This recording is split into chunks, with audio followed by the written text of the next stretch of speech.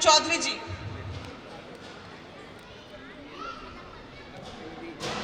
Sir please मंच पे आए आप। लो थोड़ा फैमिली। एक बार तालियां जोरदार प्रदीप चौधरी जी प्लीज। नीरज त्यागी जी से भी मैं अनुरोध करूंगी, भारतीय जनता पार्टी से हमारे साथ जुड़े हैं। नीरज त्यागी जी कृपया मंच पर आए।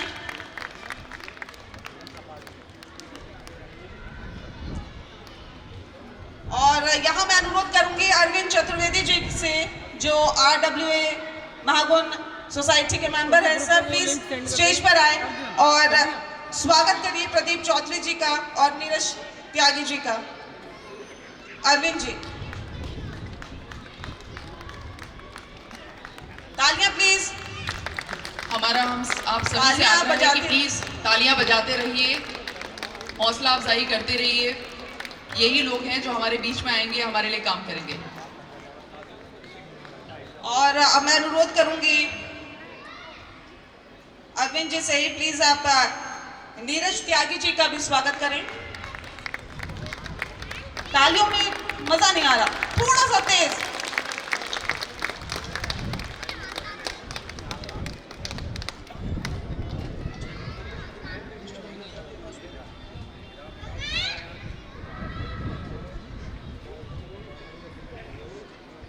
और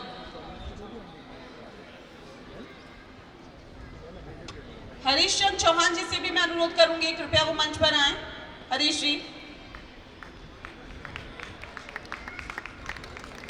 और इस वक्त हमारे बीच श्री अंशुल गुप्ता जी भी पहुंच गए हैं, प्रत्याशी हैं राष्ट्रीय जनकर्मठ पार्टी से। जैसे कि नाम से ही जाहिर हो रहा है, कर्मठता जो है वो कूट के भरी हुई है।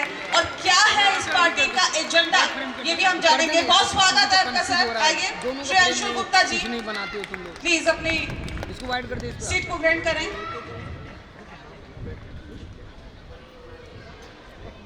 टेम्परेचर कैसी है ना सबका, मतलब उसको वाइट कर दो, छोड़ दे, डिस्प्ले हटा इसको यार, बना उसको वाइट बना के लॉक करके छोड़ दे, माथा पे जी ज़्यादा नहीं, बहुत दिक्कत हो रहा। टेम्परेचर थोड़ा खोल दे, नीचे से काट देना। और अब मैं मूलचंद शर्मा जी से अनुरोध करूंगी, कृपया वो मंच पर आए। RWA महागुण सोसाइटी के मेंबर हैं। और आप स्वागत करिए अंशुल गुप्ता जी का माला के साथ।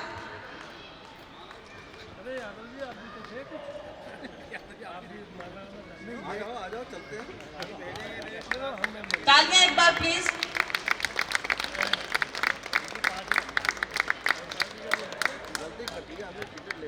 जी अब मैं अनुरोध करूंगी श्री अंशुल गुप्ता जी से कि राष्ट्रीय जनकर्मठ पार्टी दरअसल क्या है, कैसे जनता के बीच अपनी पकड़ बनाएगी, क्या मुद्दे इनके हैं जिनको लेकर ये चुनावी मैदान में हैं, और कैसे ये जनता को यकीन दिलाएंगे कि इनकी जीत होगी और इनको ही वो वोट करें।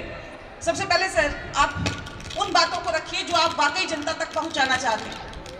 जी आपका आभार, आपने हमें समय दिया, आपने हमें मंच दिया। मैं सबसे पहले मैं आए अपने सभी बुजुर्गों को हार्दिक अभिवादन करना चाहता हूँ, मातृशक्ति को प्रणाम करता हूँ और सभी भाइयों और बहनों को सबको प्रणाम करता हूँ, सभी जनता को प्रणाम करता हूँ। आदरणीय मंच पे जो भी बैठे हैं सभी को मैं प्रणाम करता हूँ। मैं अपनी बात प्रारंभ से शुरू करता हूँ, क्योंकि राष्ट्रीय जनकर्मठ पार्टी आपके लिए एक नया नाम हो सकती है, क्योंकि ये पार्टी नहीं है, इसकी क्या विचारधारा है, ये पार्टी आई क्यों, पार्टी तो बहुत सारी है, फिर यही पार्टी क्यों आई और इसके क्या लक्ष्य है। मैं शुरू से अपनी बात कुछ कम शब्दों में अपनी बात बताने का प्रयास करता हूँ। लगभग 4 वर्ष पूर्व मैं अंशुल गुप्ता हूँ, पेशे से मैं एक सॉफ्टवेयर इंजीनियर हूँ, सॉफ्टवेयर आर्किटेक्ट हूँ मैं।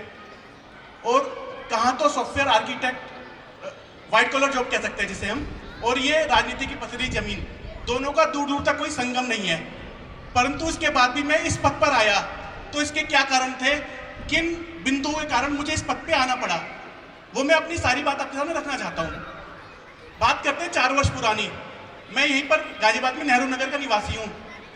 बहुत छोटी सी समस्या हमारे क्षेत्र में पैदा हो गई, बहुत छोटी सी, सीवर की। सीवर जाम हो गया, सीवर जाम हो गया।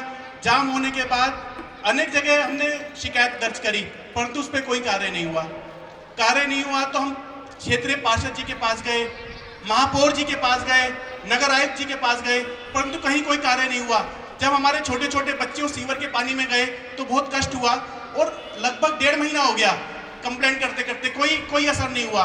तो हमारी क्षेत्र की उसी कॉलोनी की जनता ने ये निर्णय लिया कि हम सब एकजुट होकर आगे आएंगे और जाकर मेयर साहिबा के पास जाएंगे, उनसे दरख्वास्त करेंगे, उनसे रिक्वेस्ट करेंगे कि हमारे कार्य कराएं। और जब हम सब लोग मिलकर हम अपनी महापौर जी के पास पहुंचे और हमने अपनी रिक्वेस्ट करी तो जनता की शक्ति देखिए, वो कार्य एक दिन में संभव हो गया जी। ये जनता की शक्ति है। ये जनता की शक्ति देखकर हमें बहुत आनंद आया। हमें लगा कि अगर जनता एक तरफ हो जाए तो वास्तविक में बड़े से बड़ा कार्य भी वो कर सकती है। मैं बताता हूं, उसके बाद हमने सोचा कि चलो एक संगठन बनाते हैं, क्योंकि अपनी बात कहने के लिए कोई हमें माध्यम नहीं मिल पा रहा है, क्योंकि हो सकता है माध्यम हमारे से बहुत दूर हो चुके हैं। इसलिए अपनी बात वहां तक पहुंचाने के लिए, दूर तक पहुंचाने के लिए एक संगठन की आवश्यकता थी। तो हमने एक संगठन का निर्माण किया। संगठन का निर्माण करने के बाद हमने गाजियाबाद में अलग अलग क्षेत्रों का दौरा किया और देखिए क्या, आज तक शायद हम क्षेत्रों में कभी गए नहीं थे, लेकिन चूंकि राजनीति से जुड़े तो इसलिए ऐसे क्षेत्रों में गए जो सरकार द्वारा बसाए गए हैं, लेकिन उनमें बेसिक सुख सुविधाओं का भारी अभाव दिखा।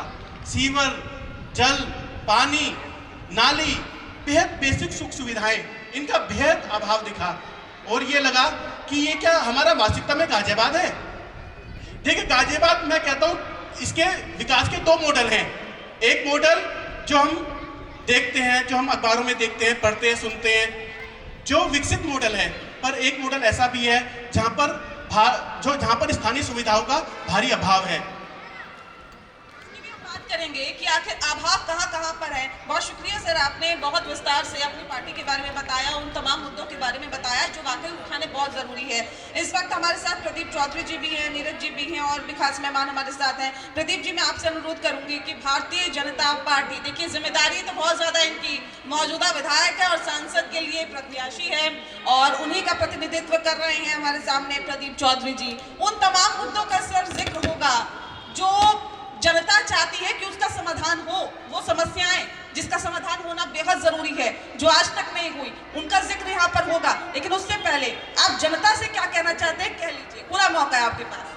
मैं सबसे पहले जो चैनल के आयोजक हैं उनको सबको मैं साधुवाद देता हूं कि आपने एक मंच ऐसा तैयार किया जिससे जनता जो है अपने मतदान करने में थोड़ा जागरूक होगी। और मैं इस महागुण निवासियों को सभी को अपना सिर झुकाकर नमन करता हूँ। आप सभी एक लोकतंत्र के महापर्व में हिस्सेदारी लेकर मतदान कर देश के लिए एक सरकार बनाने जा रहे हैं। आपके लिए बहुत गौरव का विषय है और भारतीय जनता पार्टी केवल काम के रूप में आपके सामने हमेशा रहेगी, किसी नाम के रूप में नहीं रहेगी। ये हमारे देश का सौभाग्य है कि मोदी जी ने हमारे बीच में ऐसा नाम किया है, बेदाग बेछवि, कभी ना सोने वाले, कभी ना रुकने वाले, कभी ना थकने वाले, ऐसा देश का प्रधानमंत्री जो देश में पहली बार मिला है। मैं सभी देश की जनता का इस मंच के माध्यम से भी आभार करूंगा कि आपने उन्हें 2 बार मौका दिया और दोनों बार उन्होंने देश को निराश नहीं किया। और अब तीसरी बार आपके समक्ष भारतीय जनता पार्टी के प्रत्याशी, भारतीय जनता पार्टी के नेता सभी आपसे अपील कर रहे हैं कि तीसरी बार मोदी सरकार, अब की बार 400 पार। मैं एक और अपील करूंगा आपके बीच में, क्योंकि भारतीय जनता पार्टी के बारे में बताने को कहा गया है, लेकिन ये लोकतंत्र के पर्व में सबसे अगर महत्वपूर्ण है, पार्टी कोई मायने नहीं रखती, अगर जो मायने रखता है वो है आपका मतदान। आपका मतदान जिसे होगा वो सत्ता में रहेगा और मतदान उसको होता है जो देश को चलाएगा। ये नाली खड़ंजो, निगम और पंचायत का चुनाव नहीं है, ये चुनाव है एक राष्ट्र के निर्माण का, एक भारत श्रेष्ठ भारत के निर्माण के लिए भारतीय जनता पार्टी मैदान में है। किसी नाली खड़ंजे और किसी सुख सुविधा के लिए नहीं है। अगर हमारा देश सुरक्षित होगा तो छोटी मोटी जितनी जिम्मेदारियां हैं, शहर में प्रतिनिधि आपके हैं, छोटे सभासद आपके हैं, सांसद आपके रहेंगे और जितने भी आप चुन कर भेजेंगे वो सब आपके हो, चाहे वो किसी भी दल का हो, हम उनसे काम करवा लेंगे। लेकिन सांसद का जो चुनाव होता है ये देश के निर्माण के लिए होता है। तो बिल्कुल भी हमें चूक नहीं करनी है, जाति में नहीं बहना है, किसी भावनाओं में नहीं बहना है, किसी के बहकावे में नहीं आना है, क्योंकि आप सब हिंदुस्तान के निवासी हैं, किसी भी जाति और धर्म के हों। हम लोग वोट और बेटी बहुत सोच समझ के देते हैं। हमारे लिए अपनी बेटी को